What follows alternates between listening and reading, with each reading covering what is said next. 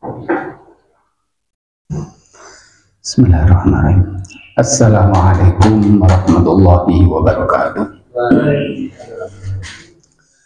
Ridhoillah wa li syafa'ati Rasulillah sallallahu alaihi wasallam wa ala kulli niyatin salihah. Al-Fatihah. A'udzu billahi minasy syaithanir rajim. Bismillahirrahmanirrahim. Alhamdulillahi rabbil alamin arrahmanir rahim maliki yaumiddin. Iyyaka na'budu wa iyyaka nasta'in ihdinas siratal mustaqim siratal ladzina an'amta 'alaihim ghairil maghdubi 'alaihim waladdallin. Amin. Raditu billahi rabba wa bil islami dina wa bi Muhammadin nabiyya wa rasula. Rabbi zidni ilma warzuqni fahma. Amin. Sayyidul istighfar. Bismillahirrahmanirrahim. Allahumma anta rabbi la ilaha illa anta khalaqtani wa ana abduka wa ana ala ahdika wa wa'dika mastata'tu a'udzu bika min syarri ma sana'tu abu'u laka bi ni'matika 'alayya wa abu'u bi dhanbi faghfir li fa innahu la yaghfiru dzunuba illa anta. Bismillahirrahmanirrahim. Alhamdulillahi rabbil alamin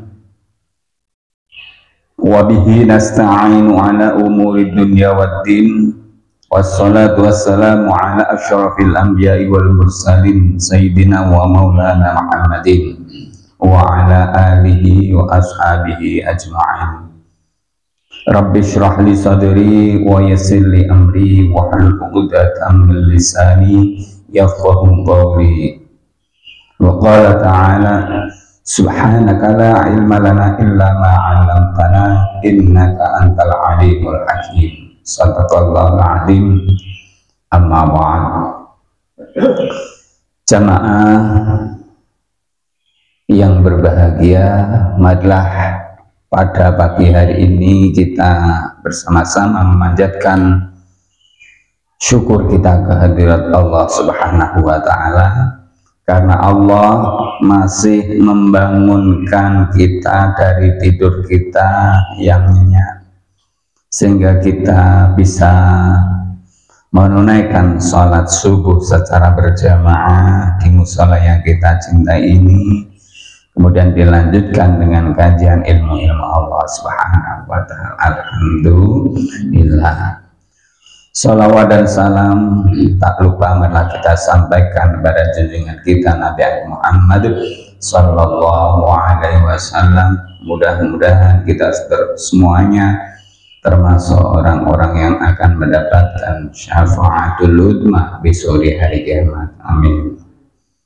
Bapak Ibu yang dirahmati Allah Subhanahu wa ta'ala, pada kesempatan kali ini kita akan bahas tema kita tentang sholat id atau hari raya.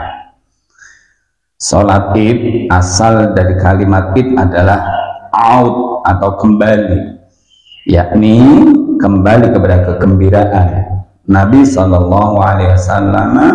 pertama kali melaksanakan sholat id pada tahun kedua Hijriah, yaitu tahun dianjurkannya berikut anjuran puasa, zakat, dan sebagian besar hukum-hukum lainnya. Jadi pada tahun kedua Hijriah baru diperintahkan untuk menunaikan sholat id. Bismillahirrahmanirrahim. Para ulama sepakat bahwa sebelum sholat id dilaksanakan sebaiknya mandi terlebih dahulu. Ya, ada disunahkan. Sholat id itu dilaksanakan tanpa adzan dan iqamah. Berdasarkan riwayat hadis dari Rasulullah SAW, Muawiyah yang mengada-ngada seperti yang dikatakan oleh Abu Umar, mereka sepakat sunatnya ialah mendahulukan sholat daripada khutbah. berdasarkan riwayat hadis dari Rasulullah SAW kecuali riwayat dari Utsman bin Affan yang lebih mendahulukan khutbah daripada sholat supaya para jamaah tidak bubaran pulang sebelum khutbah. Jadi ada dua pendapat ini, yang satu mengajarkan sholat dulu baru khutbah, tapi kalau pendapat Utsman bin Affan khutbah dulu baru sholat. Ya memang ada benarnya juga, tapi yang dilaksanakan sekarang kebanyakan ya sholat dulu baru khutbah. Mereka juga sepakat bahwa tidak ada ketentuan surat apa yang harus dibaca saat sholat Idul Fitri maupun sholat Idul Adha, tetapi sebagian mereka menganjurkan membaca surat Al-A'la, Sabbihisma Rabbikal A'la itu pada rakaat pertama, dan surat Al-Ghasyiyah, Hal Ataka Hadisul Ghasyiyah pada rakaat kedua, karena itulah yang pernah dibaca oleh Nabi Shallallahu Alaihi Wasallam. Imam Syafi'i pun menganjurkan untuk membaca surat Qaf pada rakaat pertama dan surat Al-Qamar pada rakaat kedua, karena itulah yang dibaca Nabi Shallallahu Alaihi Wasallam. Jadi sama-sama dari dua ayat itu, dua surat itu pernah dibaca oleh Rasulullah Shallallahu Alaihi Wasallam. Mengenai takbir dalam sholat, dari sini mereka berselisih pendapat dalam beberapa masalah. Yang paling menonjol ialah perselisihan mereka tentang takbir. Ya, takbir dalam sholat itu ada hitungan berapa? Menurut Abu Bakar bin Al-Mundhir, dalam hal ini ada sekitar 12 pendapat, banyak sekali pendapat-pendapat tentang takbir dalam sholat id. Tetapi menurut penulis, ya, itu hanya akan memakan beberapa pendapat yang dikutip dari sahabat atau yang ada nasnya. Pertama, menurut Imam Malik, pada rakaat pertama sebelum membaca Al-Fatihah bertakbir sebanyak 7 kali, termasuk takbiratul ihram. Dan pada rakaat kedua bertakbir sebanyak 6 kali takbir, termasuk takbir bangun dari sujud. Menurut Imam Syafi'i, setelah takbiratul ihram pada rakaat pertama, lalu takbir lagi sebanyak 7 kali. Jadi kalau tadi menurut Imam Malik 7 kali ya termasuk takbiratul ihram. Tapi menurut Imam Syafi'i 7 kali tidak termasuk takbiratul ihram, karena takbiratul ihram sendiri. Ya. Dan pada rakaat kedua setelah bangun dari sujud bertakbir lagi sebanyak 5 kali. Ya. Dan menurut Imam Abu Hanifah, Imam Hanafi, pada rakaat pertama setelah takbiratul ihram bertakbir sebanyak 3 kali dengan mengangkat tangan, lalu membaca Al-Fatihah dan membaca surat lain. Kemudian bertakbir rukuk tanpa mengangkat tangan. Pada rakaat kedua ketika bangun dari sujud bertakbir tanpa mengangkat tangan, kemudian membaca Al-Fatihah dan surat lain. Selanjutnya bertakbir lagi sebanyak 3 kali dengan mengangkat tangan, lalu bertakbir rukuk tanpa mengangkat tangan. Nah ini berbeda, agak berbeda. Ada sebagian ulama yang mengatakan setiap rakaat ada 9 takbir. Nah ini banyak sekali. Demikian pendapat yang dikutip dari Ibnu Abbas, Al-Mughirah bin Syu'bah, Anas bin Malik, Sa'id bin Al-Musayyab, dan Ibrahim An-Nakhai. Silang pendapat tersebut karena adanya beragam hadis dalam masalah ini yang dikutip dari para sahabat. Imam Malik berpedoman pada riwayat dari Ibnu Umar, sesungguhnya ia berkata, aku pernah melihat sholat Idul Adha dan sholat Idul Fitri bersama Abu Hurairah. Pada rakaat pertama sebelum membaca surat Al-Fatihah dan surat lainnya, ia bertakbir sebanyak 7 kali. Dan pada rakaat kedua sebelum membaca Al-Fatihah dan surat lain, ia bertakbir sebanyak 5 kali. Ini yang dikemukakan oleh Ibnu Umar, riwayatnya Ibnu Umar. Hadis yang diamalkan oleh penduduk Madinah inilah yang dijadikan dasar oleh Imam Malik dan juga oleh Imam Syafi'i yang sampai sekarang kebanyakan sholat id ya menggunakan itu, takbir 7 kali tanpa bukan termasuk yang takbiratul ihram. Kalau termasuk takbiratul ihram berarti pertama takbiratul ihram tambah 7 kali takbir. Kemudian yang kedua, rakaat kedua setelah Allahu Akbar berhenti, kemudian takbir lagi 5 kali. Itu yang banyakan diamalkan, dilaksanakan oleh umat Islam kebanyakan di wilayah kita. Ya. Kalau seandainya sholat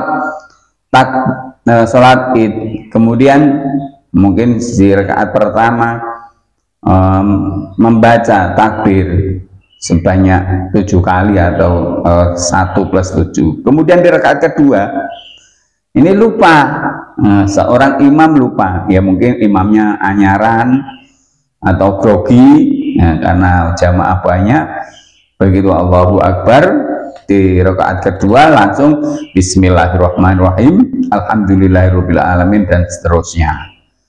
Nah, itu juga pernah saya mendengarkan seperti itu, mengalami seperti itu. Nah, kalau terjadi seperti itu bagaimana? Nah, gitu kan. Nah, ini juga ya kalau mengacu dari hadis-hadis yang disampaikan ya harus diulangi sholatnya. Tapi apakah sholat itu diulangi? Ya itu kan kebanyakan mereka adalah sunnah ahli. Ya, sebenarnya ini takbir sebanyak 7 kali, sebanyak 5 kali itu juga sunnah. Bahkan tidak hanya itu, sholat Idul Adha maupun sholat Idul Fitri itu juga sunnah. Namun ya, kebanyakan orang-orang walaupun tidak pernah sholat 5 waktu, tapi sholat id itu dalam mengusahakan, mengupayakan luar biasa. Sholatnya setahun sekali, setahun 2 kali. Kapan itu? Sholat Idul Fitri dan sholat Idul Adha. Nah, padahal sholat 5 waktunya ditinggalkan. Ini kan sayang. Ibaratnya memburu uceng kelangan delek. Nah, ini kan sangat disayangkan. Pengertiannya bagaimana? Orang itu perlu paham dulu. Ya, sholat tiap tahun, ya, tiap Idul Fitri maupun Idul Adha, tapi sholat 5 waktunya ditinggalkan. Inilah iman-iman. Harusnya sholat 5 waktu ya dilaksanakan, sholat id juga dilaksanakan. Bismillahirrahmanirrahim. Diriwayatkan dari Abu Musa al-Asy'ari dan Hudzaifah bin al-Yaman ditanya, bagaimana Rasulullah SAW pada sholat Idul Adha dan sholat Idul Fitri? Abu Musa menjawab, beliau bertakbir 4 kali seperti takbir pada sholat jenazah. Nah, ini beda lagi. Hudzaifah menyahut, ya benar. Abu Musa berkata, itulah takbir yang aku lakukan di Basrah ketika aku menjadi imam di sana. Beberapa ulama mendukung pendapat ini. Dalam masalah ini Imam Abu Hanifah dan ulama-ulama Kufah berpedoman pada riwayat dari Ibnu Mas'ud bahwa ia juga mengajarkan tata cara takbir seperti itu dalam sholat id. Dalam masalah ini semua berpegang pada pendapat-pendapat sahabat dan tidak bersumber dari Rasulullah Shallallahu Alaihi Wasallam. Nah, ketika ya, ada pendapat dari Rasulullah yang ada hadisnya berdasarkan sumber dari Rasulullah, yang satu berdasarkan dari sahabat, ya mana yang lebih kuat? Tentunya yang lebih kuat adalah apa yang bersumber dari Rasulullah Shallallahu Alaihi Wasallam. Maka kita harus menggunakan apa yang disampaikan oleh Rasulullah, apa yang dilakukan Rasulullah. Nah, seperti itu. Bismillahirrahmanirrahim. Para ulama juga berselisih pendapat tentang mengangkat tangan pada setiap kali takbir. Menurut Imam Syafi'i, takbir sebelum membaca Al-Fatihah ialah dengan mengangkat tangan. Menurut sebagian ulama, hanya takbiratul ihram yang mengangkat tangan, yang disertai mengangkat tangan maksudnya. Dan takbir-takbir berikutnya tanpa mengangkat tangan. Nah, ini kan berbeda lagi. Tapi kalau takbir tanpa mengangkat tangan, ya kayaknya Allahu Akbar kayak gitu kan, kurang marem. Nah, kita angkat tangan seperti takbiratul ihram. Itulah yang biasa dilakukan oleh ulama-ulama sekarang dan dilaksanakan untuk melaksanakan sholat id maupun sholat idul adha maupun sholat idul fitri. Bismillahirrahmanirrahim. Orang yang disunahkan sholat id, mereka juga berselisih pendapat tentang orang yang disunahkan sholat id.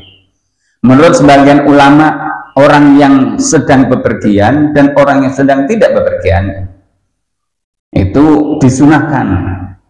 Imam Syafi'i dan Hasan al-Basri setuju pada pendapat ini.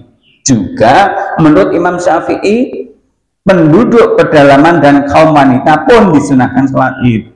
Ya, sampai orang-orang yang jauh, ya orang-orang Badui pada waktu itu disunahkan untuk melaksanakan sholat id. Menurut Imam Abu Hanifah dan murid-muridnya, sholat Jumat dan sholat id hanya untuk orang-orang yang tinggal di perkampungan. Nah, Imam Abu Hanifah maksudnya ya yang di situ yang dekat masjid. Kalau jauh ya tidak ada kewajiban untuk melaksanakan sholat id atau sholat Jumat. Ini menurut pendapat Imam Abu Hanifah. Menurut pendapat yang dikutip dari Ali, sholat Jumat dan sholat id hanya dilaksanakan di perkampungan atau perkotaan yang menyatu. Dan kata Az-Zuhri, sholat idul fitri dan idul adha tidak sunnah bagi musafir. Nah, orang yang musafir, yang sedang bepergian, yang sedang berperjalanan, tidak disunahkan untuk melaksanakan sholat idul fitri maupun idul adha. Ini menurut pendapat Imam Az-Zuhri. Ya. Beda pendapat para ulama tersebut dalam masalah ini dipicu dari beda pemahaman mereka. Apakah sholat id bisa dikiaskan dengan sholat Jumat? Ulama-ulama yang mengiaskan dengan sholat Jumat maka berlaku sama dengan sholat Jumat. Dan ulama-ulama yang tidak mengiaskannya dengan sholat Jumat, mereka mengembalikannya kepada hukum asal, yakni bahwa yang disunahkan ialah setiap orang mukallaf yang sedang tidak kena udzur syar'i. Orang mukallaf itu orang yang sudah terbebani dengan hukum Islam. Mukallaf lamanya adalah mu'alaf. Mu'alaf itu baru masuk Islam. Nah, siapa yang orang mukallaf yang terbebani ini? Ya ketika laki-laki itu atau muslim itu sedang tidak ada udzur syar'i. Ya, udzur syar'i itu ada halangan yang bisa diterima dengan syarat. Kalau orang begogok, orang duduk diam manis, kok tidak sholat Jumat? Nah, ini bahkan ya akan berdosa. Demikian sholat sunat id ini, walaupun sunnah, tapi sunnahnya adalah sunnah mu'akkadah, sunnah yang sangat dianjurkan oleh Rasulullah SAW. Bahkan wanita anak-anak dan orang yang sedang haid pun dianjurkan untuk mendatangi sholat id, namun tidak mengikuti sholatnya, cukup mendengarkan khutbahnya. Ya, ibu-ibu, yang ketika pelaksanaan sholat idul fitri maupun sholat idul adha, ya, sedang dalam keadaan haid pun masih disunahkan untuk mendatangi sholat id tadi, tetapi tidak dianjurkan mengikuti sholatnya, hanya mendengarkan khutbahnya. Ya. Bismillahirrahmanirrahim. Jarak tempat tinggal ke tempat sholat. Nah, ini juga dibahas. Para ulama juga berselisih pendapat tentang jarak tempat tinggal ke tempat sholat. Sama seperti perselisihan mereka soal sholat Jumat. Minimal 3 mil dan maksimal jarak jauh perjalanan selama sehari penuh. Mereka sepakat bahwa waktunya ialah sejak waktu duha sampai waktu duhur. Nah, ini pelaksanaan sholat id. Jangan sampai masih sholat subuh langsung melaksanakan sholat id. Nah, ini belum masuk waktunya. Jadi waktu matahari sudah terbit. Mereka berselisih pendapat tentang ini beda. Orang yang baru mengetahui hari raya setelah duhur, ini ada masalah lagi. Ketika hari ini baru duhur, ada informasi lebarannya sudah tiba. Ya. Mereka berselisih pendapat tentang orang-orang yang baru mengetahui hari raya setelah duhur. Menurut sebagian ulama, ia tidak disunatkan pada hari itu atau besoknya, tidak disunatkan. Yaitu bodoh. Imam Malik dan Imam Syafi'i dan Abu Thawr mendukung pendapat ini. Bodoh tanpa adanya sholat id. Nah, ini kan eman-eman. Sementara menurut sebagian ulama yang lain, ya harus sholat id pada hari berikutnya.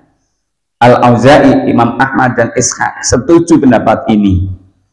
Ya, pendapat Abu Bakar bin Al-Mundhir sama seperti pendapat Auza'i berdasarkan hadis dari Nabi Shallallahu Alaihi Wasallam. Sesungguhnya Nabi Shallallahu Alaihi Wasallam memerintahkan mereka berbuka, dan pada pagi harinya beliau menyuruh mereka untuk kembali ke tempat sholat mereka, yakni melaksanakan sholat id di hari berikutnya. Nah, ketika ternyata hari ini bodoh, tapi ngerti nih setelah sholat duhur. Nah, setelah duhur, karena pada waktu itu memang informasinya ya susah karena dari jarak kampungnya, penduduknya itu jauh-jauh. Kalau sekarang begitu ada yang lebaran sudah melihat ru'yatul hilal, 5 menit kemudian langsung viral. Bodoh susu. Jadi tidak sampai habis duhur baru tahu. Sekarang terjadi langsung. Seperti maaf tadi malam begitu kita pulang dari Maulid Nabi, ada informasi kecelakaan di exit tol Bawen, seperti itu, ngeri ya ini. Begitu kejadian langsung informasinya viral, kita terima kayak gitu kan. Bismillahirrahmanirrahim. Jika hari raya tiba pada hari Jumat, sekarang para ulama berselisih pendapat. Jika hari raya tiba pada hari Jumat, apakah cukup melakukan sholat id saja tanpa sholat Jumat? Menurut sebagian ulama, seseorang cukup melakukan sholat id saja tanpa sholat Jumat. Pada hari itu ia hanya wajib melakukan sholat asar. Pendapat ini didukung oleh Atha ibnu Zubair dan Ali. Menurut sebagian ulama yang lain, ialah kemurahan bagi penduduk pedalaman saja, yaitu orang-orang yang untuk melakukan sholat id dan sholat Jumat harus pergi ke perkotaan.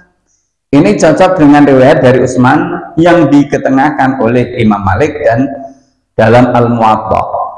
Siapa di antara penduduk pinggiran Madinah yang ingin menunggu sholat Jumat, silahkan ia menunggu. Dan siapa yang ingin pulang, silahkan ia pulang.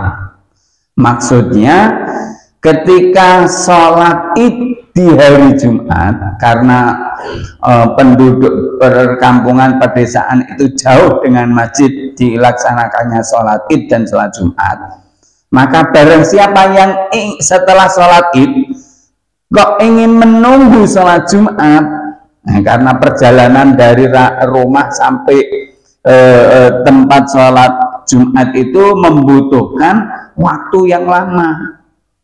Perjalanan dari sana kalau sampai masjid, begitu pulang lagi untuk sholat Jumat, ya mungkin